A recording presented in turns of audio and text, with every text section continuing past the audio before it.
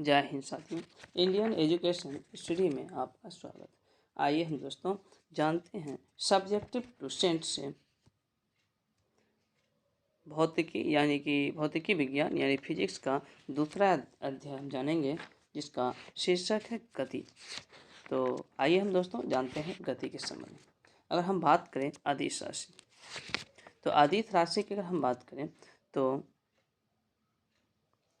वैसी भौतिक राशि जिनमें केवल परिमाण होता है, दिशा नहीं, उसे अदिश राशि कहते हैं। तो अदिश राशि में तो दोस्तों केवल परिमाण होता है, अदिश राशि में दिशा बिल्कुल भी नहीं होता है।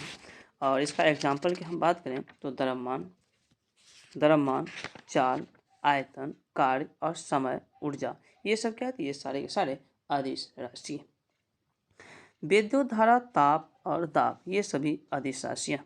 अब है दोस्तों सदिश राशि। हम बात करें सदिश राशि तो वैसी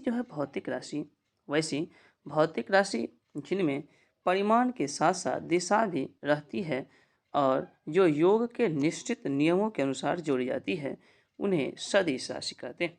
जैसे वेग, विस्थापन, बल, त्वरण, ये सब क्या है दोस्तों, सदिश राशि। दूरी की हम बात करें, किसी दिए गए समय अंतराल में वस्तु द्वारा तय किए गए मार्ग की लंबाई को ही दूरी कहते हैं। और दूरी भी दोस्तों एक अदिश राशि, दूरी क्या है, अदिश राशि।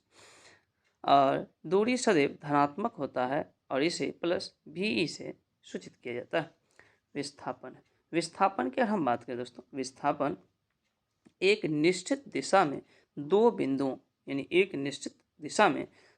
बिंदुओं के बीच की लंबवत न्यूनतम दूरी को ही विस्थापन कहते हैं। और विस्थापन सदिश राशि है। विस्थापन क्या है, सदिश राशि, SI मात्रक मीटर हो जाएगा। विस्थापन धनात्मक, ऋणात्मक, शून्य कुछ भी हो सकता है, यानी धनात्मक भी हो सकता है, ऋणात्मक भी हो सकता है और शून्य भी हो सकता है। अब है चाल की हम बात करें, किसी वस्तु द्वारा प्रति सेकंड तय की गई दूरी को ही चाल कहते हैं। और चाल बराबर दूरी बटे समय। चाल एक अदिश राशि है। SI मात्रक की हम बात करें मीटर पर सेकेंड, SI मात्रक मीटर पर सेकेंड। कुछ बॉक्स में दिया हुआ है दोस्तों, जानते हैं। यदि कोई वस्तु किसी दूरी को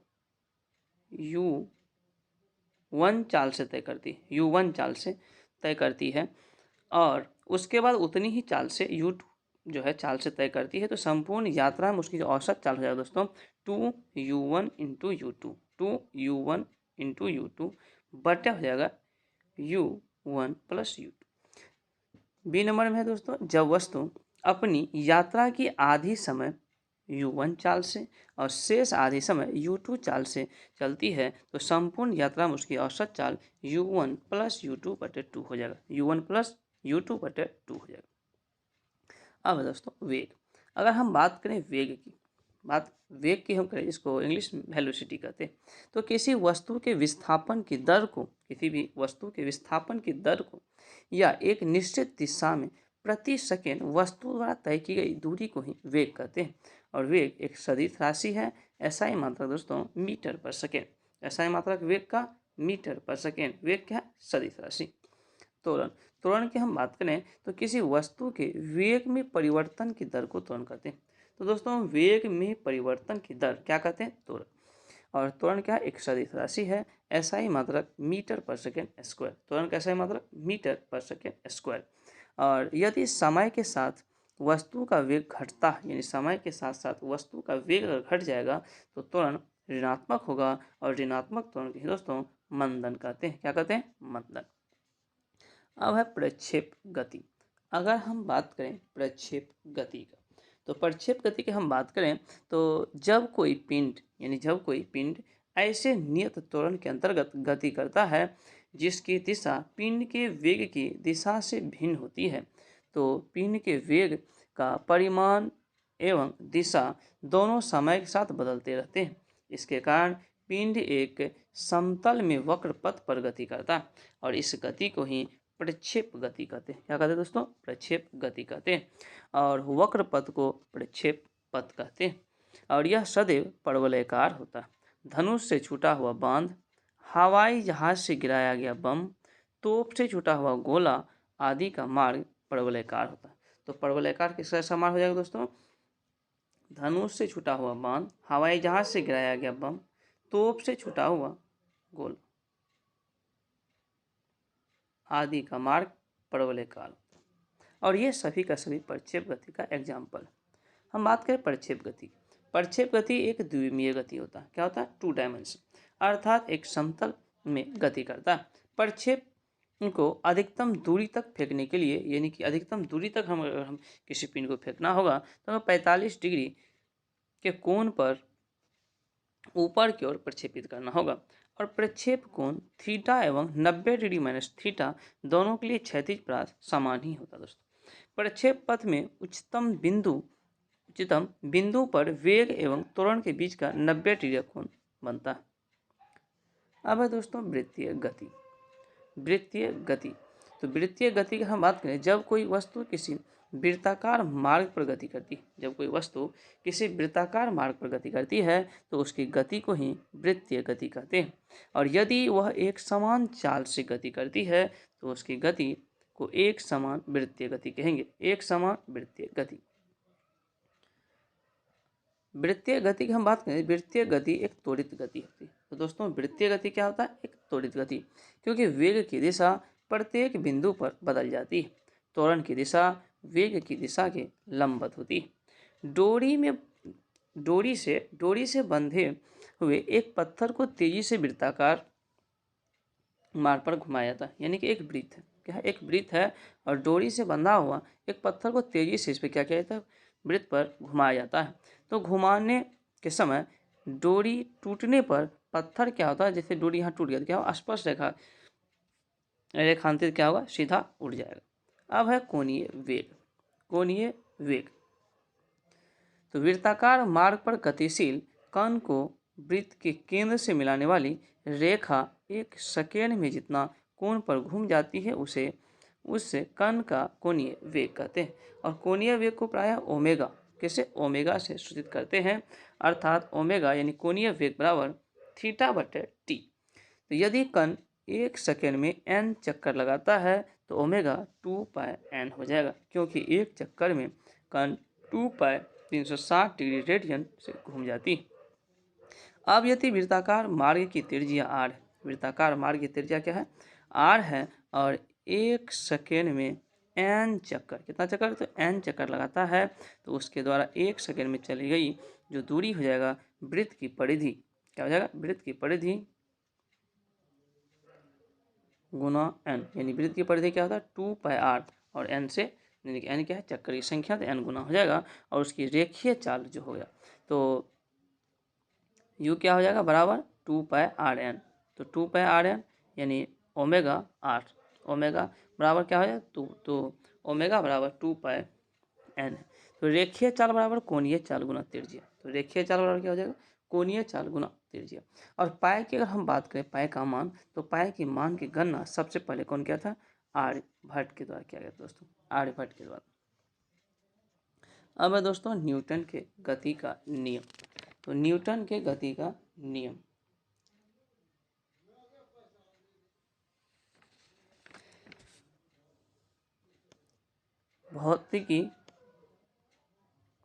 भौतिकी के पिता न्यूटन ने 1687 ईस्वी में अपनी पुस्तक प्रिंसिपिया में सबसे पहले गति के नियम का प्रतिपादन किया था। तो दोस्तों गति के नियम का सबसे पहले प्रतिपादन कहाँ किया था? तो न्यूटन की जो एक प्रसिद्ध पुस्तक है जो 1687 ईस्वी में प्रकाशित होता है, प्रिंसिपिया, उसमें किया गया, जिसमें न्यूटन के प्रथम गति के नियम, यानी इसमें न्यूटन गति कुल 3 प्रकार के न्यूटन गति का नियम है। इसमें न्यूटन गति का प्रथम नियम की हम अगर बात करें तो यदि कोई वस्तु विराम अवस्था में है तो वह विराम अवस्था में ही रहेगी, और यदि वह एक समान चाल से सीधी रेखा में चल रही है तो वैसे ही चलती रहेगी जब तक कि उस पर कोई बाह्य बल लगाकर उसकी वर्तमान अवस्था में परिवर्तन न कर दिया जाए। और दोस्तों न्यूटन गति का प्रथम नियम को ही गैलीलियो का नियम या जड़त्व का नियम कहते हैं। तो गैलीलियो का नियम या जड़त्व का नियम किसे कहते हैं? तो न्यूटन गति के प्रथम नियम। बाह्य बल के अभाव में किसी वस्तु की अपनी विरामावस्था या समान गति की अवस्था को बनाए रखने की प्रवृत्ति को जड़त्व कहते हैं। किसी वस्तु के जड़त्व को उसके द्रव्यमान के द्वारा मापा जाता है। प्रथम नियम से बल की परिभाषा। तो दोस्तों, न्यूटन के गति के प्रथम नियम से बल की परिभाषा प्राप्त होता है। और अगर हम बात करें बल की परिभाषा की, तो बल जो है वह बाह्य कारक है जो किसी वस्तु की प्रारंभिक अवस्था में परिवर्तन करता है दोस्तों, या परिवर्तन करने की चेष्टा करता है। बल एक सदिश राशि है, एसआई मात्रक न्यूटन। तो बल क्या है? एक सदिश राशि। बल का एसआई मात्रक न्यूटन है। तो जड़त्व के कुछ एग्जाम्पल है, जड़त्व का कुछ एग्जाम्पल है, जैसे ठहरी हुई मोटर या रेलगाड़ी के अचानक चल पड़ने पर उसमें बैठे हुए जो यात्री पीछे की ओर झुक जाता है। यानी कि जैसे कि ठहरी हुई मोटर गाड़ी या बस या रेलगाड़ी में कोई ठहरा हुआ है, जैसे ही बस या जो अपना वाहन होता है या गाड़ी आगे की ओर जाएगा तो उस पर बैठे हुए जो यात्री क्या होगा? पीछे की ओर झुक जाता है। या चलती हुई मोटर गाड़ी के अचानक अगर वह रुक जाएगा तो बैठे हुए यात्री का क्या होता है? आगे की ओर झुक जाना। यह सब क्या है? जड़त्व का ही एग्जाम्पल। कंबल को अगर हाथ से हम झाड़ते हैं, कंबल को हाथ से पकड़कर डंडे से पीटने पर धूल कण का झड़ कर नीचे गिरना भी क्या है? यह जड़त्व का एग्जाम्पल। अब है संवेग। तो संवेग की अगर हम बात करें तो किसी वस्तु के द्रव्यमान और वेग के गुणनफल, द्रव्यमान और वेग के गुणनफल को ही उस वस्तु का संवेग कहते हैं दोस्तों। अर्थात संवेग बराबर वेग गुना द्रव्यमान, संवेग बराबर वेग गुना द्रव्यमान। संवेग क्या है? एक सदिश राशि है, इसका ऐसा मात्रक केजी गुना मीटर पर सेकेंड, केजी गुना मीटर पर सेकेंड। अब है दोस्तों न्यूटन की गति का दूसरा नियम, न्यूटन गति का दूसरा नियम। तो किसी वस्तु के वेग में परिवर्तन की दर, किसी वस्तु के वेग में परिवर्तन की दर उस वस्तु पर आरोपित बल के समानुपाती होता है और संवेग परिवर्तन बल की दिशा में होता है। अब यदि आरोपित बल F बल की दिशा में उत्पन्न त्वरण A और वस्तु के द्रव्यमान m हो तो न्यूटन के गति के दूसरे नियम से F बराबर क्या होगा? ma, यानी फोर्स बराबर मास गुना एक्सलेरेशन। यानी न्यूटन की गति के दूसरे नियम से बल का व्यंजक प्राप्त होता है दोस्तों। तो न्यूटन की गति के दूसरे नियम से क्या प्राप्त होता है? बल का व्यंजक। किसी स्प्रिंग पर बल के व्यंजक की अगर हम बात करें तो F बराबर kx, F बराबर क्या होगा? kx। और k जो है स्प्रिंग का बल नियतांक है। स्प्रिंग की लंबाई, स्प्रिंग की लंबाई में एकाएक वृद्धि होने पर उसमें उत्पन्न प्रत्यायन बल का परिमाण स्प्रिंग के बल के नियतांक कहलाता है दोस्तों। यदि स्प्रिंग के बल नियतांक k को n समान भागों में काट दिया जाता है तो प्रत्येक भाग का बल नियतांक n k होगा। यानी प्रथम नियम दूसरे नियम का ही अंग है। तो दोस्तों न्यूटन की जो प्रथम नियम है क्या है? यह दूसरा नियम का ही एक अंग है। अब है न्यूटन की गति का तीसरा नियम। तो न्यूटन गति के तीसरा नियम के बारे में हम जानते हैं। तो प्रत्येक क्रिया के बराबर परंतु विपरीत दिशा में प्रतिक्रिया होती है। यही न्यूटन के तृतीय जो है गति का नियम। उदाहरण की हम बात करें तो बंदूक से गोली चलाने पर चलाने वाले को पीछे की ओर धक्का लगना, नाव के किनारे से यानी कि नाव से किनारे पर कूदने पर नाव का पीछे की ओर हट जाना और रॉकेट को उड़ाने में, ये सब क्या है? इन सभी में न्यूटन की गति का तीसरा नियम काम करता है। अब है संवेग संरक्षण के सिद्धांत, संवेग संरक्षण का सिद्धांत। यदि कणों के किसी समूह या निकाय पर कोई बाह्य बल नहीं लग रहा हो तो उस निकाय का कुल संवेग क्या होता है? नियत रहता है। अर्थात टक्कर से पहले और बाद का संवेग बराबर होगा। अब है आवेग। आवेग की हम बात करें, जब कोई बड़ा बल किसी वस्तु पर थोड़े समय के लिए कार्य करता है तो बल तथा समय अंतराल के गुणनफल को उस बल का आवेग कहते हैं। आवेग बराबर बल गुना समय अंतराल। तो दोस्तों आवेग बराबर क्या होगा? बल गुना समय अंतराल बराबर संवेग में परिवर्तन। अगर हम आवेग की बात करें तो आवेग एक सदिश राशि। दोस्तों आवेग क्या है? आवेग एक सदिश राशि जिसका मात्रक न्यूटन सेकेंड होता है, ns कह सकते हैं, और इसकी दिशा वही होती है जो बल की होती है। घर्षण बल हमेशा प्रयुक्त बल का विरोध करता है। अब है अभिकेंद्रीय बल। कौन से बल के बारे में जानेंगे दोस्तों? अभिकेंद्रीय बल, फिर इसके बाद अपकेंद्रीय बल के बारे में जानेंगे। तो अभिकेंद्रीय बल की हम बात करें, जब कोई वस्तु किसी वृत्ताकार मार्ग पर चलती है तो उस पर एक बल वृत्त के केंद्र की ओर कार्य करता है, और इस बल को ही अभिकेंद्रीय बल कहते हैं। इस बल को ही क्या कहते हैं? अभिकेंद्रीय बल। इस बल के अभाव में वस्तु वृत्ताकार मार्ग पर नहीं चल सकती है। यानी यदि कोई m द्रव्यमान का पिंड u चाल से r त्रिज्या के वृत्ताकार मार्ग पर चल रहा हो तो उस पर कार्यकारिणी वृत्त के केंद्र की ओर आवश्यक अभिकेंद्रीय बल F बराबर क्या होगा? mu²/r। F बराबर mu²/r होता है। अब है दोस्तों अपकेंद्रीय बल। तो अपकेंद्रीय बल की हम बात करें तो अजड़त्वीय फ्रेम में न्यूटन के नियमों को लागू करने के लिए कुछ ऐसे बलों की कल्पना करनी होती है जिन्हें परिवेश में किसी पिंड से संबंधित नहीं की जा सकती। ये बल छंदम बल या जड़त्वीय बल कहलाते हैं। अपकेंद्रीय बल एक ऐसी ही जड़त्वीय बल या छंदम बल है। इसकी दिशा अभिकेंद्रीय बल के विपरीत दिशा में होती है। कपड़ा सुखाने का मशीन, दूध से मक्खन निकालने की मशीन, ये सब दोस्तों अपकेंद्रीय बल के सिद्धांत पर ही काम करता है। वृत्तीय पथ पर गतिमान वस्तु पर कार्य करने वाले अभिकेंद्रीय बल की प्रतिक्रिया होती है।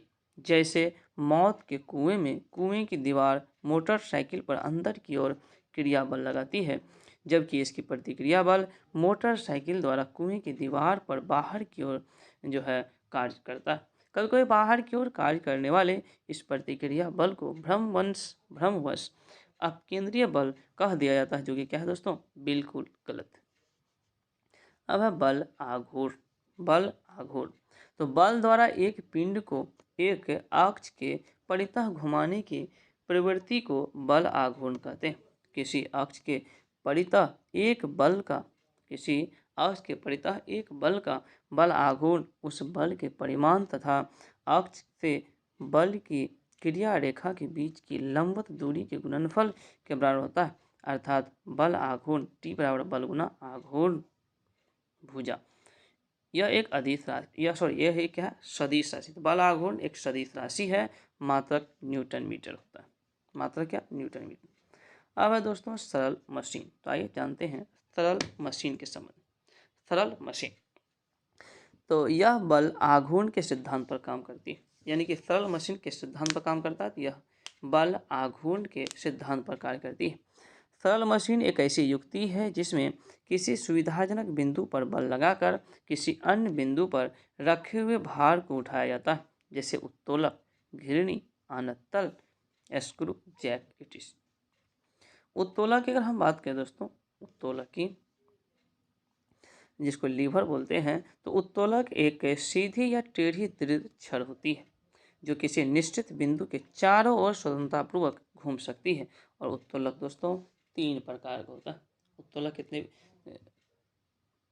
उत्तोलक में कुल कितने बिंदु? तो कुल 3 बिंदु होगा। एक आलम हो जाएगा, एक आयास और फिर भार। अगर हम आलम की बात करें तो जिस निश्चित बिंदु के चारों ओर उत्तोलक की छड़ स्वतंत्रतापूर्वक घूम सकती है उसे ही आलम कहते हैं दोस्तों। आयास की हम बात करें, आयास यानी इफोर्ट कहते हैं, तो उत्तोलक को उपयोग में लाने के लिए उस पर जो बल लगाया जाता है दोस्तों उसे ही आयास कहते हैं। और भार यानी कि लोड। और हम भार की बात करें दोस्तों, तो उत्तोलक के द्वारा जो बोझ उठाया जाता है अथवा रुकावट हटाई जाती है उसे ही भार कहते हैं।